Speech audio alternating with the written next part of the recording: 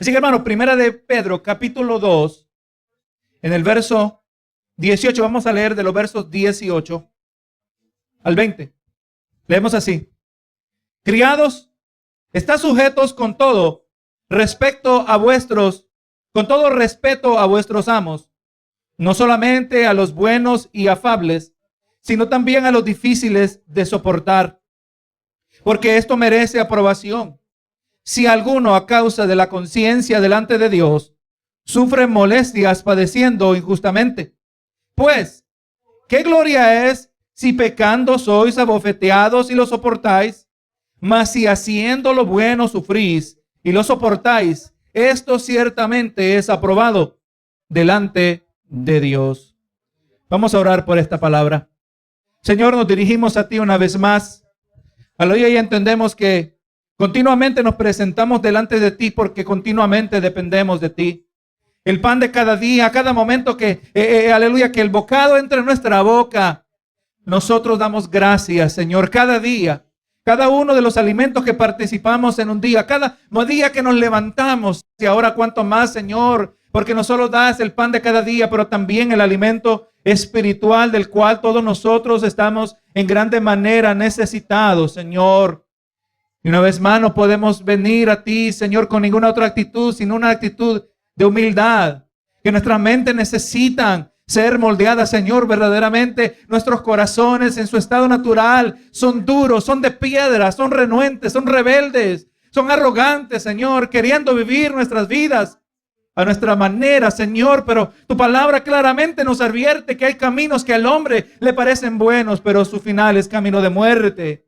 Señor, rescátanos, aleluya, de nuestra propia destrucción. Rescátanos con tu verdad de aquello que nos va a llevar a la perdición. Señor, que podamos humildemente, con sometimiento, con corazones quebrantados, recibir aquella palabra que nosotros nos aplica, Señor, que escudriña las mentes y corazones. Yo no conozco, Señor, y aleluya, tú sabes que mi deseo es jamás de hablar a lo que yo conozco acerca de alguien. Pero si tu palabra dice algo, yo lo voy a decir, Señor, porque ese es mi deber, de hablar con integridad y que cada uno recibamos la porción que nos corresponde. Gracias, Señor, te doy. Y te lo pido todo en el nombre de Cristo Jesús. Amén y amén. Así en esta noche, esta predicación está titulada Sometimiento, Sufrimiento y Gloria. Sometimiento, sufrimiento y gloria. Vivimos, hermano, en una cultura que evita inconveniencia a todo costo, con el fin, pues, de disfrutar. Entre más inconveniencias podamos evitar, más podemos disfrutar. Gloria a Jesús. Una cultura que es marcada por las conveniencias que miramos, ¿verdad? Tenemos todos nuestros electrodomésticos. ¿Cuándo fue la última vez que tuvo que ir a lavar su ropa al río? ¿Verdad que sí? Bendito Jesús, no es que algo que sea malo, pero esta inconveniencias o estas comodidades que buscamos, muchas veces esta misma mentalidad es la que está presente en una mayoría de las congregaciones en el día de hoy. Una actitud donde hacia el sufrimiento que muchos han hecho, que han hecho profesión de fe, aleluya, tienen una actitud donde buscan evitar el sufrimiento a todo costo. Y esto, hermano, en los que profesan tener fe cristiana, resulta en una privación de un aspecto principal del crecimiento espiritual. Entendemos nosotros, hermanos, aleluya, que Dios utiliza el sufrimiento. Puesto, hermano, que nuestra carne está contaminada por el pecado, y al mismo tiempo nosotros vivimos en un mundo caído. Y he puesto también que el maligno es el enemigo mortal de nuestras almas. Vamos mirando y descubrimos que Dios utiliza el sufrimiento en nuestras vidas para conformarnos, para moldearnos a la imagen de su Hijo. Esa es la meta. El ejercicio divino que resulta en nuestra santificación para la gloria de Dios. Les recuerdo lo que leíamos semanas atrás en el mismo capítulo. Vimos el libro de Primera de Pedro, capítulo 1, verso, gloria a Dios, 6, dice: en lo cual vosotros os alegráis, aunque ahora por un poco de tiempo, si es necesario, tengáis que ser afligidos en diversas pruebas, para que sometida a prueba vuestra fe, mucho más preciosa que el oro, el cual, aunque perecedero, se prueba con fuego, sea hallada en alabanza, gloria y honra, cuando sea manifestado Jesucristo. Hoy en día, hermanos, la actitud que lo que queremos evitar en la vida terrenal, el sufrimiento, la inconveniencia, es una idea que no es compatible con la vida cristiana, porque la palabra nos confirma que es el sufrimiento que Dios utiliza para moldearnos a la estatura de Cristo. Y muchos que evitan el sufrimiento, muchos que huyen de las pruebas, nunca llegan a crecer. En los versos que hoy hemos escogido, es importante también, hermano, que nos aseguremos de no colocar una perspectiva moderna a una situación que se presenta en la antigüedad. En el día de hoy estaremos mirando, explorando a Pedro, explorando la exhortación de Pedro hacia los sirvientes, en otras palabras, los esclavos de la casa. Tenemos que reconocer, hermano, que de la manera que se trata este tema hacia los esclavos de la casa, no significa un endoso de la esclavitud. La Biblia no está a favor de la esclavitud.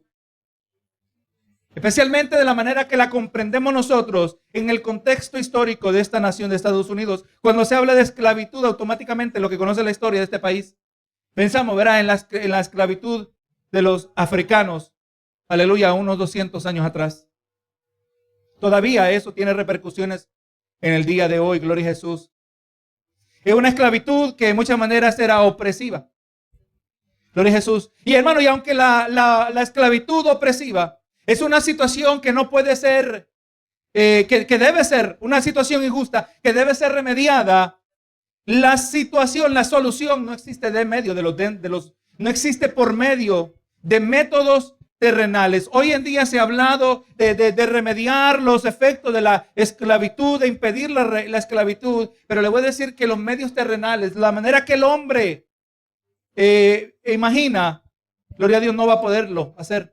El poder del evangelio, le voy a decir que opera muy diferente a la manera que el hombre natural visualiza cambiar una situación. El hombre terrenal busca cambio en la sociedad por medio de interrupción del orden establecido. Hay que protestar.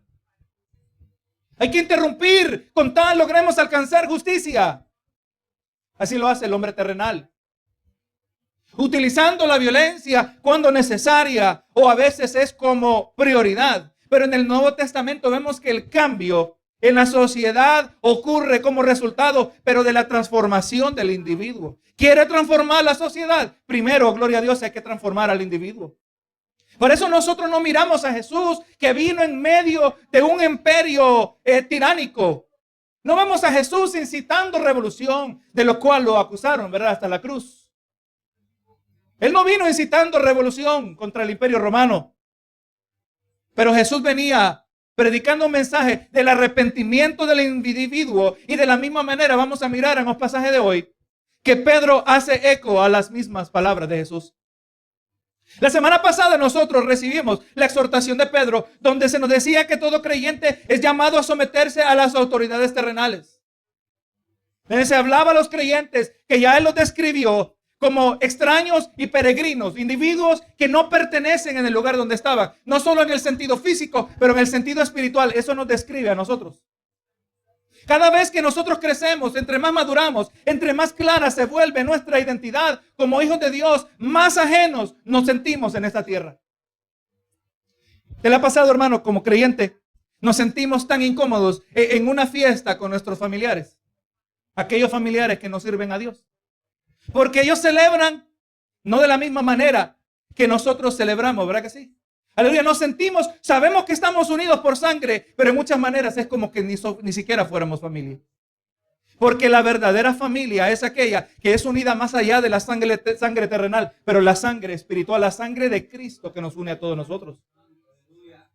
Y Pedro le decía a los hermanos, ustedes extranjeros y peregrinos, que ustedes no pertenecen en la sociedad, pero les presenta algo que parecía ser contradictorio. Ustedes, hermanos, tienen que someterse al gobierno, aunque son paganos,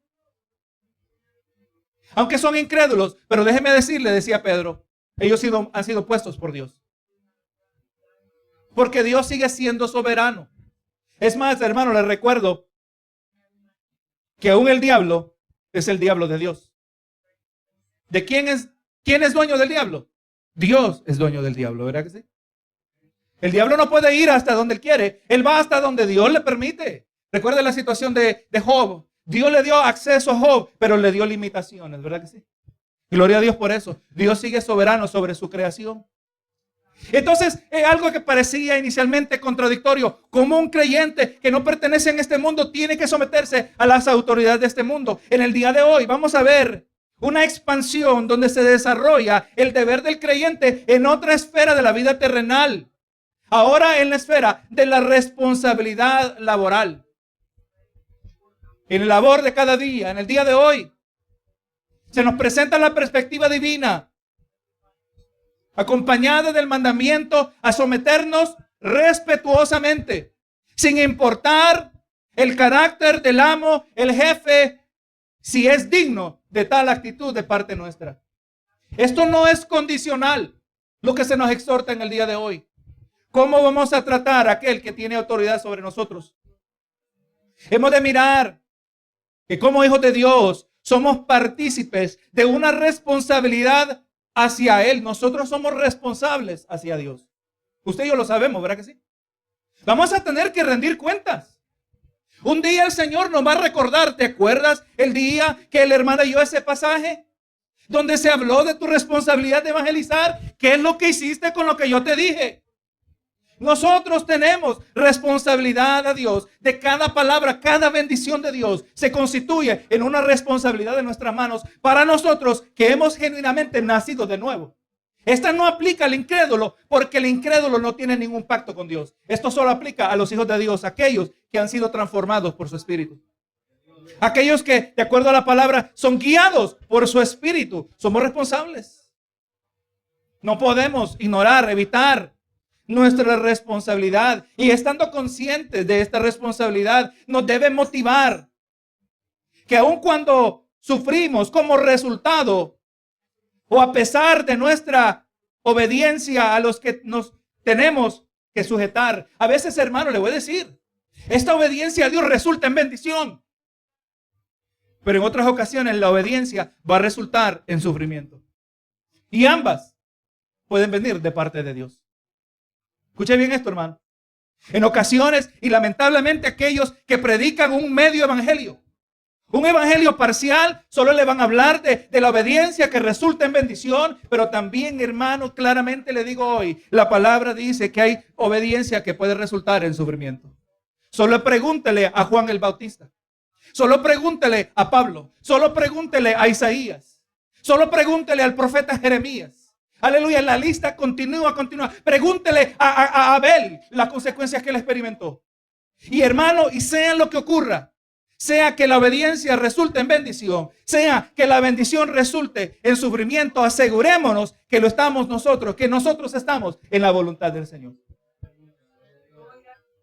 Por último, en el día de hoy vamos a ver que Pedro nos ha de exhortar acerca de la gloria o reconocimiento que viene de parte de Dios.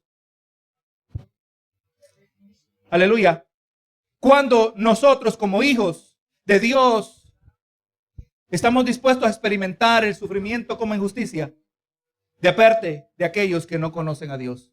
Hermano, viene una gloria, una aprobación, un reconocimiento de parte de Dios cuando usted y yo estamos dispuestos a sufrir injusticia de parte de aquellos que no conocen a Dios.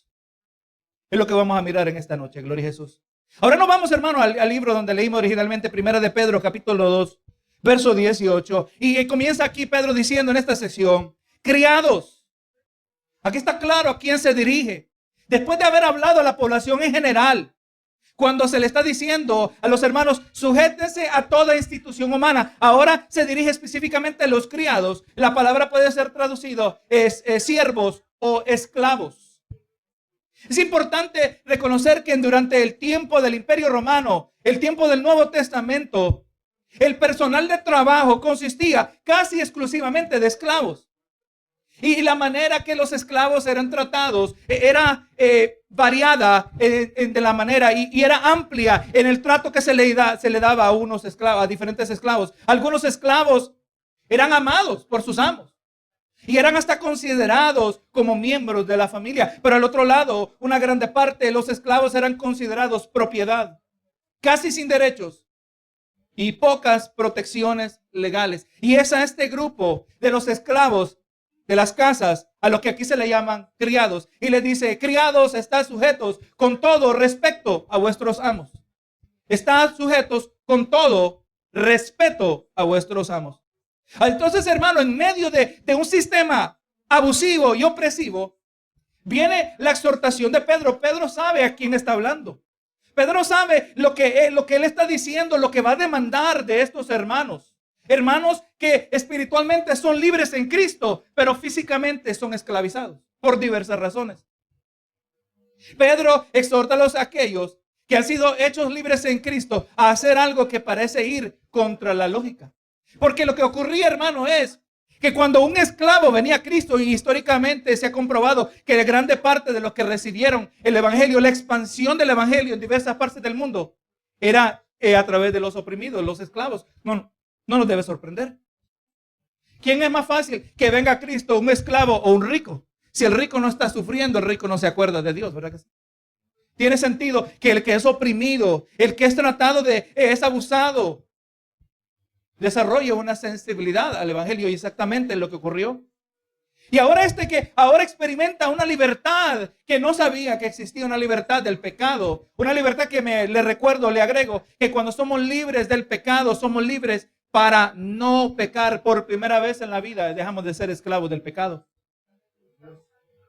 Y ahora estos que son libres espiritualmente anhelan y creen y consideran lógico que ser libres también físicamente.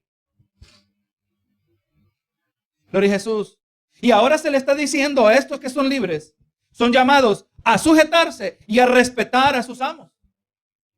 En vez de decirles, hermanos, ahora que son libres, cuanto más procuren su libertad, rebélense cada uno contra sus amos. Verá que no miramos a Jesús haciendo lo mismo. Porque todo tiene un propósito. En cualquier circunstancia que usted se encuentre como hijo de Dios, por favorable que la consideremos, aleluya, o por difícil que se encuentre cada uno de nosotros, en la dificultad que nos encontremos, sepamos que como hijos de Dios, Dios nos ha colocado allí. Nosotros no somos sin propósito. Nosotros no andamos errantes. Nosotros no andamos a la deriva. Nosotros somos guiados por el Espíritu de Dios. Si usted le pregunta a alguien que logró sufrir grandes dificultades, grandes padecimientos, le consideremos el siervo Job. Y Job había entendido estas mismas cosas. Y en medio de las pérdidas materiales, pérdida de sus hijos, ¿qué dijo Job? Jehová dio, Jehová quitó, sea el nombre de Jehová bendito. Job entendía estas cosas. Nos conviene a nosotros entender lo mismo. Porque en este mundo hay una de las promesas, yo la ya presento así, una de las promesas menos reclamadas. Jesús dijo, en el mundo tendréis aflicciones. ¿Dios prometió eso? Claro que sí, hermano. Pero una de las promesas menos reclamadas, ¿verdad que sí? No, esa es la que yo no quiero, pero aquí lo leímos, gloria a Dios, el mismo Pedro lo dijo. En nuestra fe, que es mucho más preciosa que el oro, tiene que ser pasada por el fuego. Nadie dijo que esto iba a ser fácil. Aleluya, pero con Dios nosotros lo podemos hacer. Todo lo que la palabra exige, nosotros lo podemos hacer por cuanto el Espíritu de Dios mora en nosotros, aquel que nos lleva a toda verdad y toda justicia, entendiendo que como hijos de Dios, donde sea que nos coloque el Señor, todo tiene un propósito. A estos que son libres les dice que tienen que sujetarse y tienen que respetar a sus amos. De la misma manera que nosotros mirábamos la semana pasada, unos versos atrás, aquellos miembros de la sociedad en general que son llamados a someterse a toda institución humana, sea rey o gobernador, dentro del pagano imperio romano, como era la audiencia original, y que aplica para nosotros también, ¿verdad que sí? Ahora Pedro llama a estos sirvientes caseros. Y puedo agregar que les aplica la misma motivación que miramos en el verso 13, que está diciendo, por causa del Señor, para la gloria del Señor, ¿verdad que sí? Estando conscientes de nuestro Dios, a quien servimos. Ahora viene el mandamiento. En el verso 13 y 14 le hablaba, sométanse a toda autoridad humana. Ahora le está diciendo a estos sirvientes, ustedes también sométanse. Y puedo agregar, a causa del Señor. Lo vamos a ver en el verso que sigue. Son llamados a sujetarse. En otras palabras, sean obedientes. Sujétense, obedezcan. Sean subordinados. Estos sirvientes cristianos eran llamados a someterse a sus amos. Usted sabe que la palabra amos allí en el griego es la palabra despotai, de donde sacamos la palabra déspota. Está diciendo Pedro, sométanse ustedes a sus déspotas. Un déspota es una persona que abusa de autoridad sin consideración hacia los demás. Pedro está diciendo, hermanos, hijos de Dios, a causa del Señor, como lo vamos a ver en el verso que viene, sométanse a sus tiranos. Sométanse a aquellos que abusan de ustedes. Esto no tiene sentido, hermano, ¿verdad que sí? Es contradictorio a nuestros instintos humanos. Nosotros quisiéramos todavía vivir bajo la ley del ojo por ojo, diente por diente. Pero vemos que eso no es lo que nos revela el Nuevo Testamento. Gloria a Jesús. Esta es la clase, hermano, de amo que Pedro tiene en mente. Y si esto no fuese suficiente, Pedro añade una característica que define y describe esta clase de sujeción, de sometimiento. Le está diciendo, sométanse a sus déspotas. Y tiene que hacerlo con respeto. No tiene sentido, hermano. ¿Verdad que eso debe chocar contra la carne? Me está diciendo que aquel que me maltrata, yo lo tengo que respetar. Esto es lo que dice el Señor en su palabra. Hermano, respetar a los amos significa obedecerlos sin amargura o negatividad, pero con una actitud de gracia y honor. Hermano, y si usted se pone a pensar en ese sentido, como que esto sí es un poquito más intuitivo, sí tiene sentido, porque a veces cuando le pedimos a nuestros hijos que hagan algo, y aleluya, y cuando lo hacen le decimos, mejor no lo hagas porque de mala gana no lo quiero. ¿Verdad que sí? Porque de mala gana no hay respeto. Exactamente lo que está diciendo Pedro a los hermanos. No lo hagas de mala gana.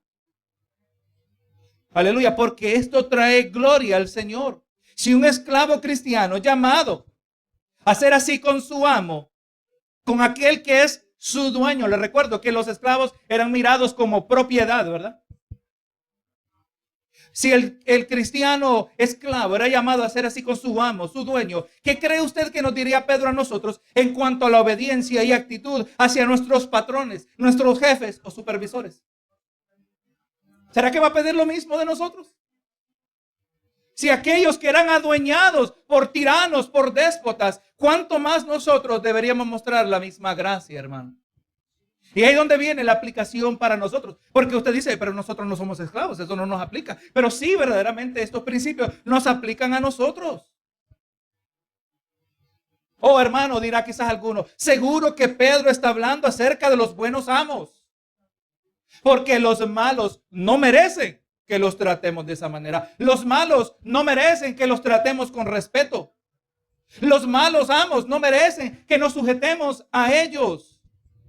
Pero mire lo que continúa Pedro, quizás asumiendo, anticipando la objeción nuestra. O anticipando que nos íbamos a ir en contra de este mandamiento, no tiene sentido. Y dice, no solamente a los buenos y afables, sino también a los difíciles de soportar. Bendito sea el Señor. Aquí Pedro está eliminando toda duda de que este mandamiento podría ser ignorado dependiendo de las circunstancias. Y vamos viendo que hay paralelos a lo largo de la Escritura. La palabra habla que la mujer debe respetar a su esposo, pero eso no quiere decir que es porque el esposo se merece ser respetado. Dice, el esposo ame a su esposa y la mujer respete a su marido. Y esos son mandamientos incondicionales. Y es exactamente lo que Pedro está trayendo aquí. Bendito Jesús, para aquellos que son buenos y afables, aquellos que son buenos y son gentiles, son suaves, pero también a los difíciles de soportar. Los cristianos deben sujetarse y respetar a sus dueños cuando son benevolentes, bondadosos, tanto como aquellos que son insoportables. La palabra en el griego es skolios. aquellos que son torcidos, perversos, injustos. Todo esto por causa del Señor, todo esto para la gloria del Señor, como lo vamos a ver en el verso siguiente, se va a confirmar. Esto es, hermano, porque Dios nos está mirando. Le recuerdo, hermano, la expresión de la iglesia histórica, es una expresión en el latín, coram Deo, delante del rostro de Dios. Usted siempre está coram Deo. Todo lo que usted hace, Dios lo está mirando. No se nos olvide, hermano. Cuando yo hablo con usted, coram Deo, Dios está mirando mi conversación con usted. Y yo como hijo de Dios debo asegurarme que mi conversación le trae gloria al Señor. Y así también estos esclavos estaban coram Deo. Y Dios estaba mirando cómo ellos iban a tratar a sus amos que no eran dignos de respetar, que no eran dignos de obedecer. Obviamente vamos a ver que eventualmente esto va a tener sentido. Hermano, mire los versos que confirman este trato. Que se debe respetar a los insoportables, aquellos que son injustos, torcidos, perversos. Romanos 12:17 dice: no paguéis a nadie mal por mal. Procurad lo bueno delante de todos los hombres. Ojo por ojo, diente por diente. Eso era parte del antiguo pacto bajo la ley. Ahora nosotros no trabajamos de esa manera. Estamos en un nuevo pacto, con mejores promesas, con un mejor sacerdote, con un mejor sacrificio, nos dice el libro de los Hebreos. Primera de Tesalonicenses 5:15 dice: mirad que ninguno pague a otro mal por mal, antes seguid siempre lo bueno, unos para con otros y para con todos. Así que como te traten, no le corresponda de la misma manera, es lo que está diciendo Pablo. Es lo que dijo en Romanos y dijo en Tesalonicenses. En la misma carta de Primera de Pedro, capítulo 3, verso 9, dice: no devolviendo mal por mal, ni maldición por maldición, sino por el contrario, bendiciendo, sabiendo que fuisteis llamados para que heredaseis bendición. Nosotros bendecimos a los que nos maldicen. Nosotros bendecimos porque nosotros somos bendecidos. No se puede dar lo que uno no tiene, ¿verdad? Nosotros no vamos a dar mal por mal, porque nosotros ahora ya no tenemos maldad. Ahora tenemos la luz del mundo, ¿verdad? Ya nosotros no vamos a dar oscuridad, porque ya no somos hijos de tinieblas, somos hijos de luz. Somos Jesús, y Jesús nos lleva a otro nivel más adelante, dice que nosotros somos la luz del mundo. Entonces vamos mirando que estos versos nos ayudan a entender que nosotros no se puede tratar. Así como el esclavo no podía tratar de esta manera a su amo, injusto, así también nosotros no podemos tratar de la misma manera a nuestros patrones que abusan de nosotros. Así que hemos mirado, hermano, la importancia de que tenemos que ser sujetos con respeto. En este verso vamos a mirar la relación entre el sufrimiento y la aprobación de Dios. Dice el verso 19: porque esto merece aprobación. Se puede decir también, porque en esto se encuentra favor. Esto es aprobado y favorable por Dios. ¿Qué es lo que recibe aprobación de Dios? Cuando un criado, cuando un creyente también en su trabajo muestra obediencia y respeto a aquellos que no lo merecen. Hermano, eso suena algo familiar a un concepto teológico que nosotros conocemos. Se le da obediencia, respeto, se le da algo a alguien que no lo merece. Aquello se llama gracia. Gracia es dar aquello que no es merecido. Y es exactamente lo que Pedro está prescribiendo hacia los amos. Es lo que damos, la aplicación que sacamos nosotros. Es lo que debemos nosotros mostrar a nuestros patrones. Nos tratan mal, nosotros debemos tratarlos de una manera que ellos no merecen. Mostrarles gracia. Mostrarles respeto. El compañero mío, el incrédulo, el hijo del diablo, es respondón. El que no conoce a Dios, el que habita en tinieblas, es irrespetuoso. En nosotros se va a ver algo diferente. Porque nosotros somos diferentes. Porque nosotros somos extranjeros y peregrinos, ¿verdad? Porque nosotros no somos de aquí. Porque nuestra ciudadanía está en los cielos. Tiene que hacerse evidente de alguna manera que nosotros somos distintos al resto del mundo. Que nosotros somos santos. Aquí está, hermano. Todo esto tiene un propósito. La última parte de Mateo 10, verso 8. Dice, de gracia recibisteis, dad de gracia. Hermano, esto quiere decir que si Dios a nosotros nos ha tratado de una manera que nosotros no merecemos, nosotros debemos reflejar a Dios en el sentido que tratamos a otros de maneras que ellos no merecen. Hermano, el concepto de la gracia es una idea, un concepto bíblico, teológico, que no tiene lógica en este mundo terrenal. No tiene sentido que aquel que nos maltrata, nosotros vamos a orar por él. No tiene sentido que aquel que es injusto, nosotros no le deseamos condenación, pero es eso mismo que miramos reflejado en la vida de Cristo, aún al momento que estaba en la cruz. ¿Qué dijo el Señor en la cruz? Perdónalos porque no saben lo que hacen. Miramos reflejado en otro hombre de Dios, el primer mártir del Nuevo Testamento, Esteban, y él siendo apedreado lo estaban matando, y el Señor, Señor, no les tomes en cuenta su pecado. ¿Qué es eso, hermano? Gracia. Es que la gracia es incompatible con el corazón carnal y choca contra la naturaleza carnal. Y hermano, y es eso que Dios usa para su gloria.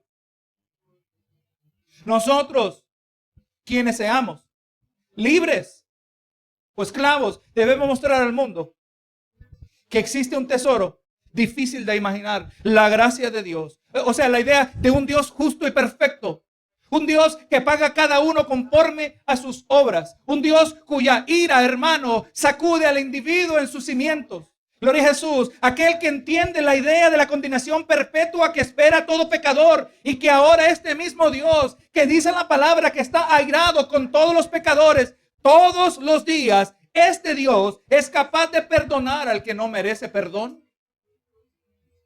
Eso es inconcebible en este mundo, hermano. Solo puede venir de Dios. Un mundo de contratos, por eso vemos el fracaso del matrimonio. Porque la gente se casa para hacer al otro feliz. Y yo voy a admitir que cuando yo me casé para ser feliz. Pero esa no es una razón necesariamente bíblica. Y no es que la felicidad no acompañe el matrimonio.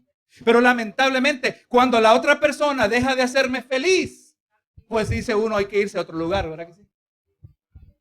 No, hermano, es que no es un contrato. No oramos y se dice tanto, lo hemos escuchado en las películas, hemos ido a tantas bodas que ya ni le damos peso al pacto que se hace con Dios y donde se dice hasta que la muerte los separe. Ese es el único lugar donde Dios aprueba una separación. Si tú me das a mí, si tú me haces feliz a mí, yo te hago feliz a ti. Se convierte en una transacción como que fuera de un negocio, como que fuera un contrato de celular. Este mundo no entiende la gracia a menos que nosotros la modelemos.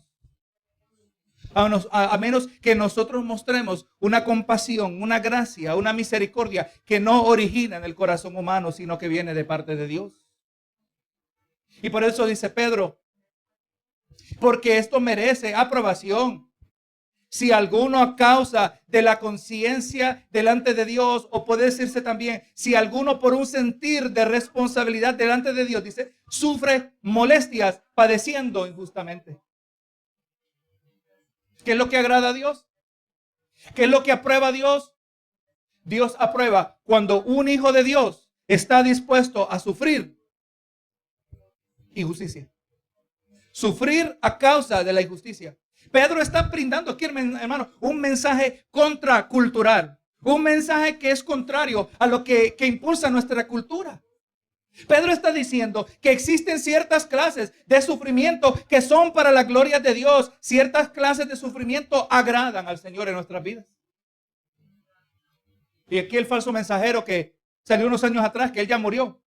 Ya partió, pero no con el Señor, partió con el diablo.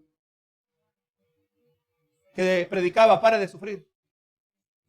El popular mensaje del evangelio de la prosperidad, que todo ahora usted debe ser rico, que usted no se debe enfermar, hay que parar de sufrir. Pero aquí nos está diciendo Pedro que hay clases de sufrimiento que agradan al Señor cuando nosotros padecemos por ellas. Esta es la clase de mensaje que no llega llena a iglesia, le voy a decir. Pero este es el mensaje que agrada al Señor. Hermano, sea que la fuente de nuestro sufrimiento origine en una fuente personal, sea alguien que no esté causando el sufrimiento, un amo injusto, o sea que la fuente sea impersonal, problemas o dificultades en la vida. Todo sufrimiento que experimenta el creyente surge dentro de la soberana voluntad de Dios para la gloria de Dios. ¿Usted sabe cuándo usted y yo no comprendemos esto? Cuando viene la prueba y usted pregunta, ¿y por qué a mí? ¿Y por qué a mí me está pasando esto? Mira, hay otros que se portan peor que yo y a ellos no les pasa nada. ¿Usted ha visto, hermano, la ironía en la vida? Donde el que fuma y que parece chimenea se muere de viejo y el que no fuma le pega cáncer en el corazón, en los pulmones. Y a veces ese es un hijo de Dios. Diríamos nosotros, esto es injusto. Pero Dios sigue sentado en su trono y Dios sigue siendo bueno. Y Dios sabe lo que Él está haciendo. Y Él sabe que necesitamos nosotros, nuestra fe, que es mucho más preciosa que el oro, tiene que ser pasada por el fuego. Dios no es injusto, eso sí le puedo decir. Nuestro concepto de justicia, cuando le reclamamos a Dios, es igualito al concepto de justicia que tienen nuestros hijos. ¿Alguna vez se le ha acercado a su hijo diciendo, esto no es justo? Y usted y yo estaríamos de acuerdo que nuestro hijo se ha equivocado en su evaluación de lo que es justo y no es injusto, ¿verdad que sí? Por su inmadurez. Así de la misma manera nosotros no podemos atrevernos a decirle a Dios que esto es injusto. Y cuando preguntamos, ¿por qué me está pasando esto a mí? Aleluya, estamos diciendo que no entendemos que hay sufrimiento en nuestras vidas, que por injusto que parezca ser, por cuanto Dios lo ha permitido, es un sufrimiento que es para la gloria de Dios. ¿Está usted dispuesto a sufrir para la gloria de Dios? Sea cual sea su sufrimiento. Sea que sea una futura persecución. Sea que sea alguna especie de sufrimiento como lo que le ocurrió a Job. Sea el abandono, sea traición por causa del evangelio. ¿Estamos dispuestos a sufrir para la gloria del Señor? Eso es lo que vamos a preguntarle a nosotros en nuestro tiempo privado, en nuestras oraciones delante de Dios. Que vamos a ser honestos. Usted no se preocupe que a mí no me tiene que decir amén. El amén usted se lo reserva allí. Pero que hagamos una honesta evaluación de dónde está nuestro corazón. Y todos vamos a decir casi unánimemente diciendo, Señor, yo no quiero sufrir. Pero si tú lo permites, dame la fuerza. Eso es honesto, ¿verdad que sí? Como aquel hombre que se acercó a Jesús, Señor, ayuda a mi incredulidad. ¿Qué mejor que alguien que reconoce la verdadera condición de su corazón? Le está diciendo Pedro a su audiencia original, estos esclavos creyentes, y así también la aplicación a nosotros cristianos modernos. Entendamos que así como ellos, aleluya, cuando sufrimos injustamente como hijos de Dios por hacer las cosas conforme a la voluntad de Dios, esto recibe aprobación de Dios. Es el aguijón en la carne que vamos a llevar por toda la vida. Suframos para la gloria de Dios. Todo sufrimiento tiene un propósito. O para nuestra edificación personal, para nuestra santificación, o también, hermano, para el alumbramiento hacia el evangelio de aquellos que están en tinieblas. ¿Se ha puesto a pensar, hermano, que cuando usted sufre para la gloria de Dios, los que están en tinieblas nos están mirando? Los que están en tinieblas nos miran cómo nosotros actuamos ante prolongada aflicción, ante prolongado sufrimiento. Y no están mirando lo que ellos normalmente hicieran y nos miran a nosotros cómo nosotros no dejamos de darle la gloria al Señor. Como un corazón lleno de la luz de Dios, en vez de oscurecerse, se llena de agradecimiento por cada día, mientras el incrédulo hace como le prescribía la esposa de Job a su esposo: maldice a tu Dios y muérete. Tenemos que mostrar que somos diferentes. Tenemos que mostrar que en nuestra vida hay sometimiento, hay sufrimiento, para que también pueda haber gloria, hermano. Ese no es el mensaje que se predica en los muchos púlpitos en el día de hoy. Porque todo es gloria, gloria, de gloria en gloria. Pero para llegar a una gloria a otra tenemos que sufrir, tenemos que pasar por el desierto, tenemos que descubrir el carácter del Dios que servimos y cómo es Dios, hermano. Y todo este tiempo, cuando hay calma, cuando hay tranquilidad, es su trabajo de meterse y conocer esta verdad de la palabra del Señor, lo que la palabra enseña acerca de Dios, lo que la palabra enseña acerca de nosotros mismos. Para que cuando vengan las pruebas y Dios guarda silencio y tú no puedas sentir presencia de Dios y tú no puedas discernir la voz de Dios a través de nadie, lo único que tienes es lo que tú conoces acerca de su carácter, y eso va a ser lo que te va a sustentar en los días más oscuros de tu vida. Tenemos que conocer a Dios como Él se ha sido revelado, para que cuando suframos podamos sufrir para su gloria. Y que los incrédulos nos puedan ver y puedan decir: tú eres diferente. Yo quiero servir al Dios que tú sirves. Pero la pregunta es, ¿estamos dispuestos? Si yo digo: no, yo no, Señor, yo no. Cristo lo dijo: en el mundo tendréis aflicciones. Usted decide o pasarlas con Dios o pasarlas sin Dios. O experimentarlas con madurez espiritual, o experimentarlas en inmadurez, acompañadas de un sufrimiento innecesario. Le recuerdo, hermano, el mismo capítulo 1, Pedro nos hablaba de que hay un sufrimiento. Bendito Jesús, que hay un gozo que no se descubre a menos que estemos en las pruebas. Hay un gozo cuya naturaleza no se descubre a menos que estemos en las pruebas. Y por eso un creyente puede estar en victoria en medio de grandes pérdidas. Cuando tenemos el gozo del Señor, esto está, gloria a Dios, en el capítulo 1. Y entonces vemos el verso 20, hermano, en esta última parte. Ya miramos, hermano, que debemos estar sujetos con respeto. Que debemos, de acuerdo al verso 19, vemos la relación entre sufrimiento y aprobación de Dios. Ahora en este verso 20 vamos a ver que cuando sabemos soportar, ahí está la gloria de Dios. Hermano, este verso tiene una aplicación general, tanto para los criados, tanto como para los libres.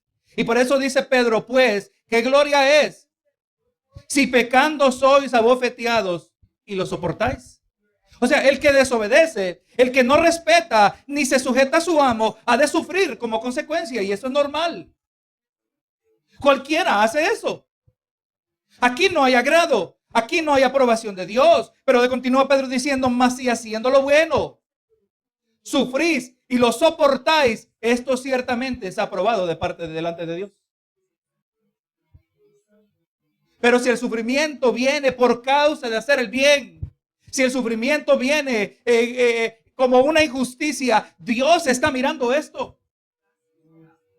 Dios está mirando la injusticia. Sepa, hermano, que Dios no es ciego, que Dios no es indiferente a lo que usted y yo estamos sufriendo. Hermano, Dios tiene conciencia de cada lágrima que nosotros derramamos en este mundo caído, cuando nos oprime, cuando nos hace sufrir. Y cuando usted quiere saber lo que Dios opina del maltrato de sus hijos, solo empieza a leer el libro de Apocalipsis. Cómo a cada uno le va a pagar conforme a sus obras. Dios está mirando a sus hijos. Y que mira que cuando sus hijos en su sufrimiento se identifican con Dios Hijo, esto recibe recompensa de parte de Dios. Yo espero que alguna vez usted se ha encontrado en una situación donde está sufriendo una dificultad. Y uno dice: Señor, verdaderamente esto no es nada comparado con lo que tú sufriste. Del momento que yo comparo mi sufrimiento con el sufrimiento que experimentó mi Salvador, nuestro amado Redentor, la piedra angular, piedra preciosa, aquel que derramó sangre inocente, sangre preciosa, como nos dijo Pedro. Cuando yo me pongo a pensar en lo que Él sufrió y comparo mi sufrimiento no es nada. Y eso resulta en un más grande, un mayor agradecimiento al Señor. Señor, si yo a veces siento que no ni aguanto esto, ¿cómo fue lo que tú llevaste? ¿Usted sabe cuánto sufrió el Señor? Que antes de ser crucificado, en su última oración, se expresó su sufrimiento, su angustia en una forma visible, sudó gotas de sangre. El Señor sabía lo que le esperaba. Por amor a cada uno de nosotros. Pero cuando nosotros en nuestro sufrimiento nos identificamos con Dios Hijo, con Jesús, esto recibe recompensa de parte de Dios. Mateo 5:43 dice: ¿oíste que fue dicho, amarás a tu prójimo y aborrecerás a tu enemigo? Pero yo os digo, amad a vuestros enemigos. Eso es gracia, ¿no? Bendecid a los que os maldicen. Tratad a aquel como no merece ser tratado. Haced bien a los que os aborrecen y orad por los que os ultrajan, os persiguen. Pedro y Jesús estaban de acuerdo, ¿verdad? El mismo evangelio. Para que seáis hijos de vuestro Padre que está en los cielos. O sea que hay algo que caracteriza a los hijos de Dios, que nosotros sabemos mostrar gracia. Por cuanto nosotros sabemos la gracia que hemos recibido. Tenemos que hacer esto, amar al enemigo, bendecir a los que nos maldicen, hacer el bien a los que nos aborrecen, orando por los que nos ultrajan y persiguen, para que seamos hijos de Dios, que Padre que está en los cielos, que hace salir su sol sobre malos y buenos y hace llover sobre justos e injustos. Lo que se llama la gracia común de Dios. El tema es gracia. Porque si amáis a los que os aman, ¿qué recompensa tendréis? ¿No hacen también lo mismo los publicanos? Los pecadores hacen lo mismo. Los pecadores aman a los que le aman para atrás. Allí no hay recompensa. Allí no hay aprobación de Dios. La aprobación de Dios es cuando el cristiano sufre de parte de alguien y el cristiano muestra gracia. Eso agrada al Señor. Totalmente contrario a nuestros instintos humanos, ¿verdad que sí? Tenemos nuestros dichos. El que me la hace, me la paga, decimos nosotros, ¿verdad? No, un cristiano no puede hablar de esa manera. Un cristiano es llamado a mostrar gracia. Un cristiano es llamado a mostrar ese favor inmerecido. Y aquellos que nos persigan, vamos a orar por su arrepentimiento. Vamos a orar que Dios tenga compasión de ellos. Porque si nosotros morimos, sabemos a dónde vamos. Pero cuando el incrédulo muere, sabemos a dónde van ellos. Esto es un asunto serio, hermano. Una grande responsabilidad que se le ha dado a cada creyente. El bien que resulta en un injusto sufrimiento es uno que lleva mérito, uno que lleva recompensa de parte de Dios.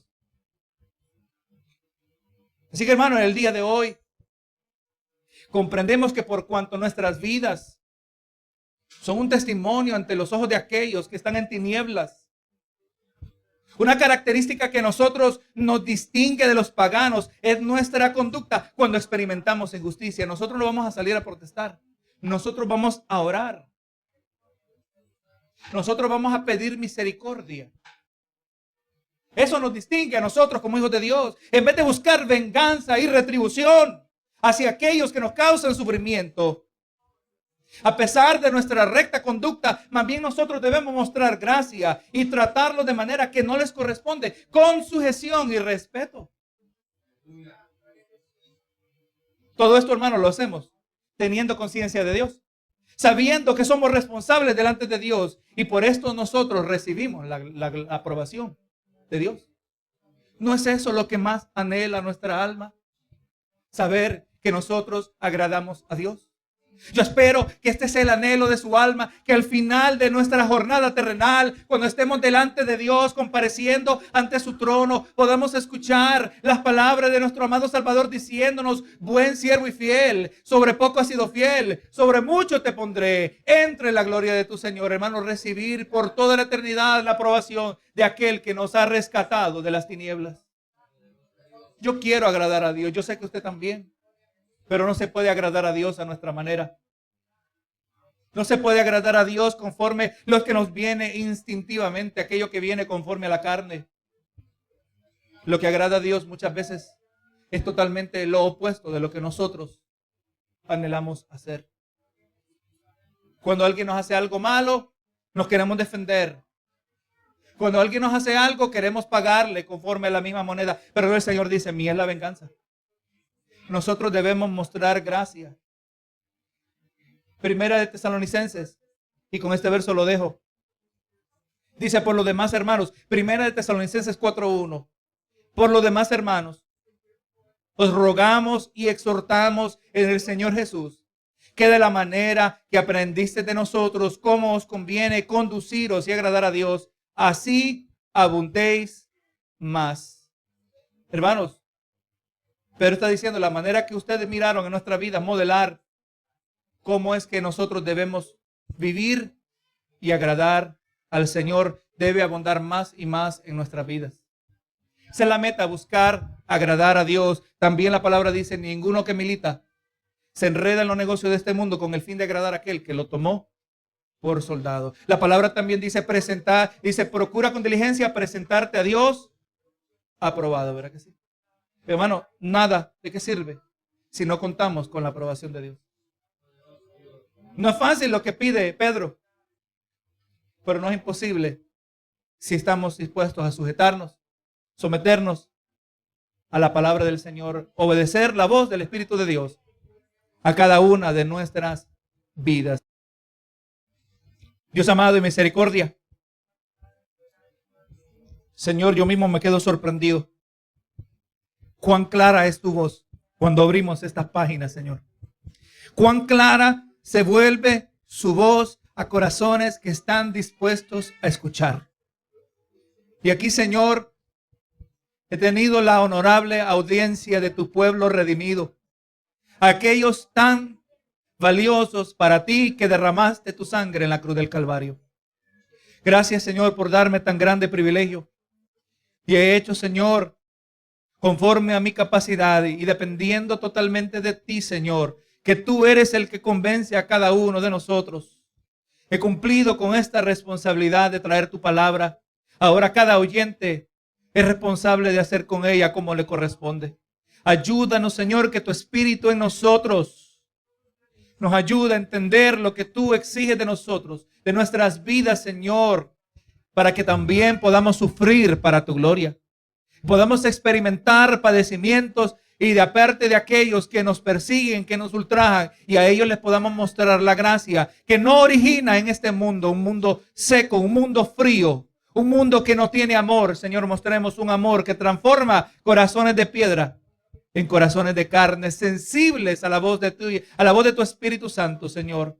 Que nuestra vida sea un testimonio delante de ti, sabiendo, Señor, que cuando sufrimos y guardamos silencio y somos respetuosos cuando no merecen respeto, estamos dejándote a ti en tus manos, que tú eres el que va a dar la justa retribución al que la merece, Señor. Ten misericordia de nosotros y así ten la misma misericordia de aquellos que nos rodean para que puedan venir a tus caminos, Señor. Así, Señor, he cumplido con mi responsabilidad. Todo lo he hecho para tu gloria y tu honra. En el nombre de Cristo Jesús. Amén y amén.